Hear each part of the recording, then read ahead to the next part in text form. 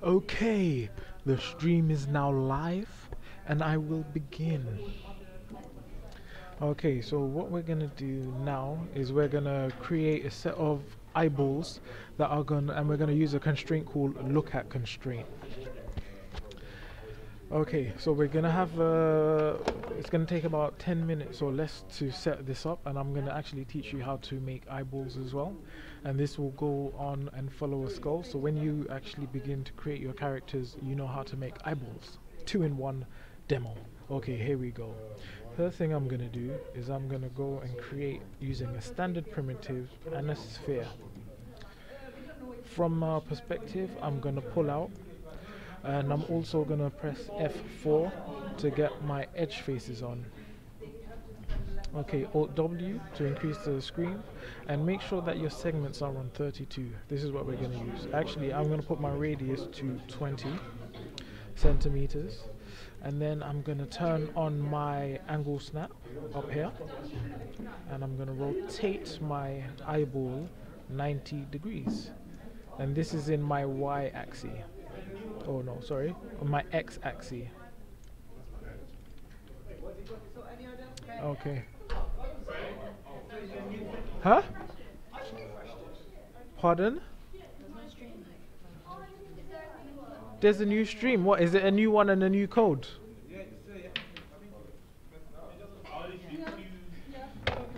Am I not live? I'm not live. Okay, here we go. You're seeing it. Tong is seeing it. Why can't you guys see it? You're flopping somehow. If Tong is on it and you ain't on it, you've done something wrong. He's that guy. Tong's that guy. Huh?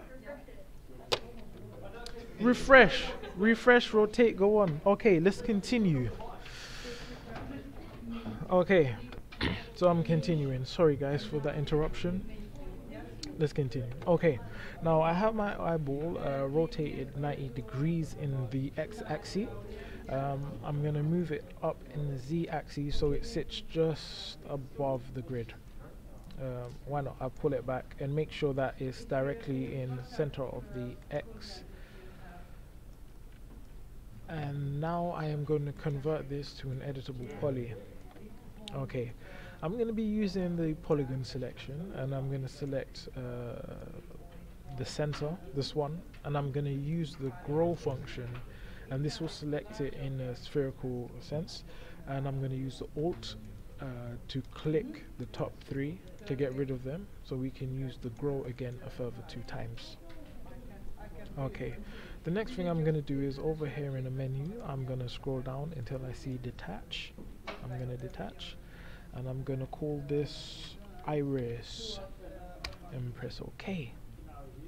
Okay, so we've separated our, let's click off, we've separated our iris from our eyeball.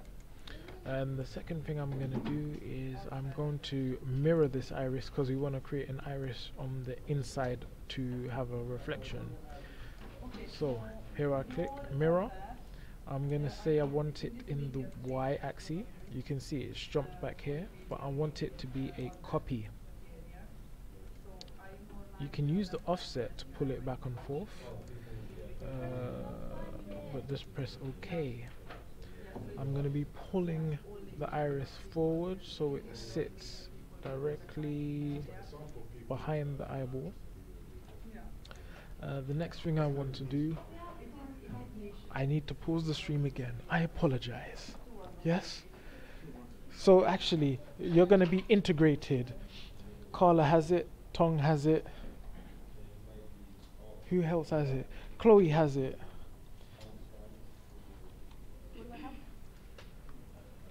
The stream. You don't have the stream? Go to me. Yeah, I'm live. Go live. How do you see a live? Everybody has it. How did you get to live? Just refresh the old one. Click on the link from Google. Yeah. Click on the link from Google Classrooms and then press refresh. There you go.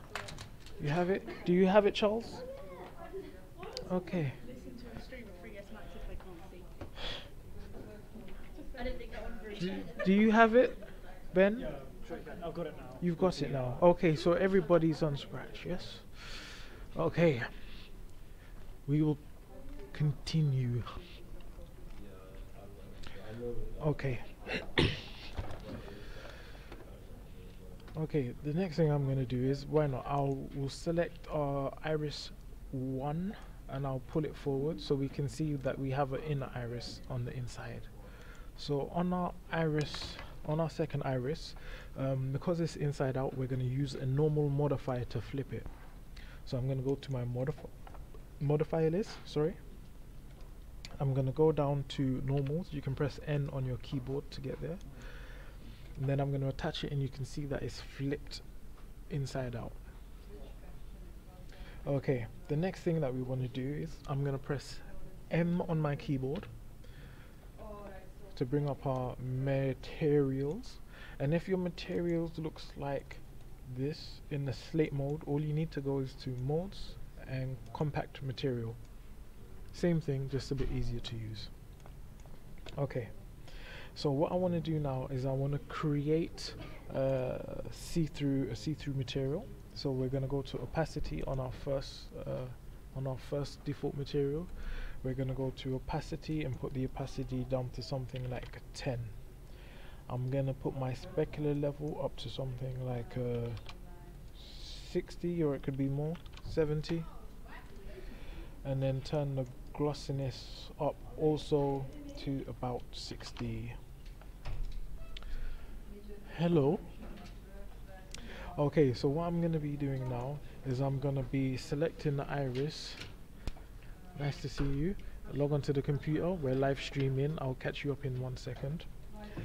And then I'm going to select our default material 1 and then assign it the material to our selection.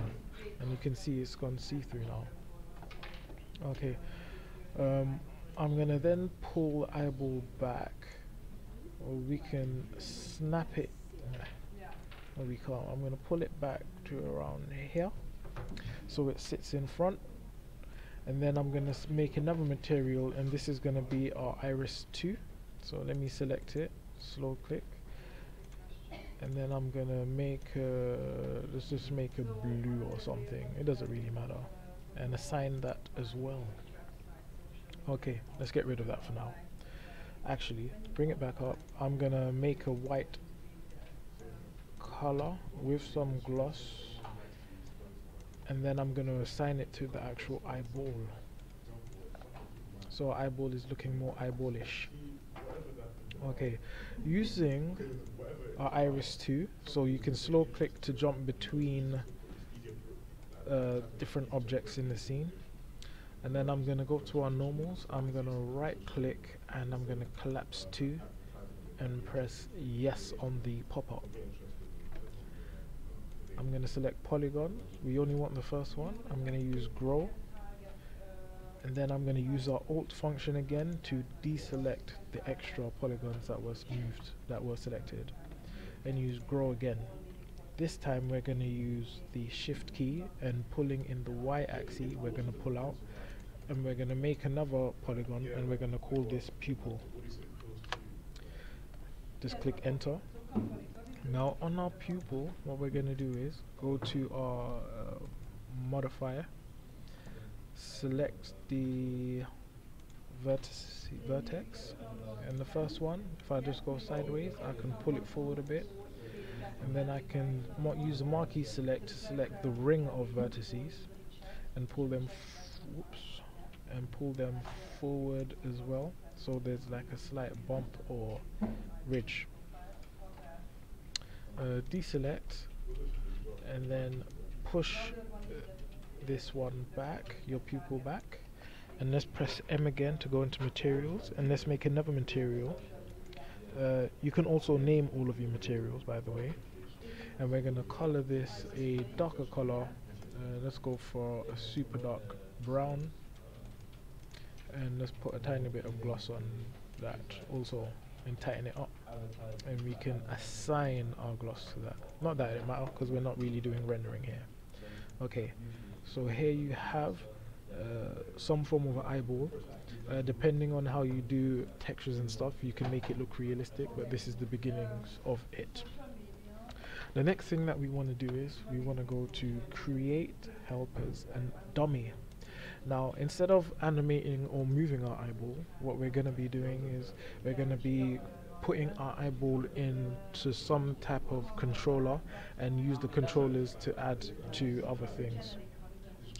So I'm going to just right in the middle of our scene, go out our dummy, and then I'm going to be using the align tool with the dummy selected and click the eyeball, and then I'm going to say I want the align position in the pop-up to be in the X, Y and Z, and I want it to be both centered, and press OK. Now if the box is a bit tad too small for your eyeball, because I like to make them a tiny bit larger, you can always scale directly from the middle, just a tiny bit. And then what I'm going to do now is I'm going to select the eyeball, and up here you're going to see like a chain link. I'm going to select the chain link, hover over our eyeball, you can see that our cursor has changed, and then I'm going to drag and drop onto the helper. Okay, that should have done it. So if I go to move now, so I've got the helper selected. If I move the helper, the eyeball is moving with the helper as well. Okay, the next step that we're going to do is, actually, why don't we do this? If we select everything and press and duplicate it over, we want it as a copy, we could just leave it as dummy 2. Everything is going to remain original in here, and then we can move that back to our center. I'm going to press F to go into front view, and let's zoom in, and we can center this, P to get back to perspective. Okay, we're going to create a few more dummies, and these dummies are going to be the look at constraint holders. So we're going to create helper dummy. We're going to create a big dummy first. Let's move this up a bit, and then I'm going to use the scale tool and the shift function to make a smaller one. We want it to be a copy. We could name it. We should learn to name it. I don't name things, but you're going to learn to name things. Move, and I'm going to use the shift key to make a duplicate of that as well, and press OK. Now I'm going to go into the front view with F, and then I'm going to try and center these. It doesn't have to be perfect, especially for this example, but just get them centered.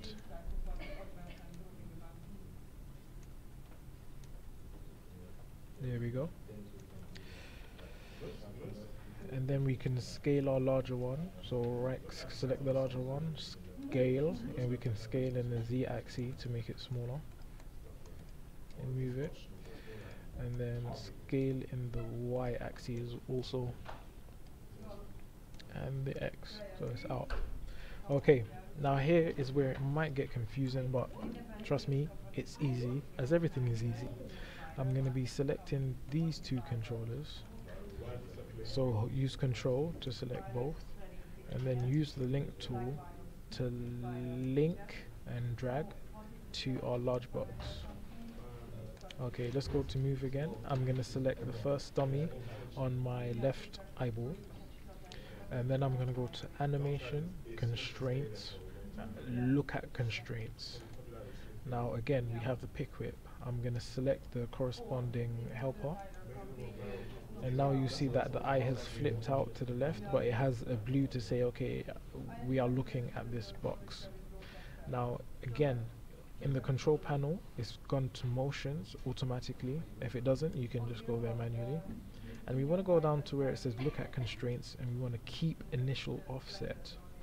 So once we tick that, you can see it's gone back to normal, and that's got control of that. Let's do the same for the right eye. Select animation, constraints, look at constraints, and we're going to look at the corresponding helper. Scroll down on our control panel to keep initial offset. Okay, once we've done that, let's test this now. If I select this controller, and move it, you can see that the eyeball is looking wherever this box is gonna go. Control Z to undo. When I move my box now, it's got control of both eyes. Yeah, and this is the main step of the look at constraint. Let's undo. Okay, let's add some more controllers, or let's add a head to the eyes. I'm gonna go create standard primitive box, and then I'm gonna create a box. So when I create our hierarchy is at the bottom of the neck where we control our heads, and then I'm just gonna position this box. It doesn't matter where it is right now, it can all be moved, and just kind of center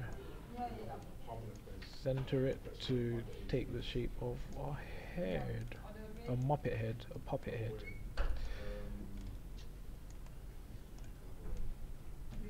Okay, so what I'm going to do here is I'm going to select the two controllers that are controlling our eyes. I'm going to go back up to our link constraint, and then I'm going to drag and drop onto our box, and then I'm going to drag and drop the controllers for the two eye controllers onto the box as well. Now when I move my box, you can see that everything is attached. I can rotate my box, the head is following it, the eyes are going, and then you can still use our move to control where the eyes are looking at, and it will hold its shape, and we can still rotate the head and all of that stuff. Okay, and there you have it. That's the end. I'm going to stop the stream now. Bye bye.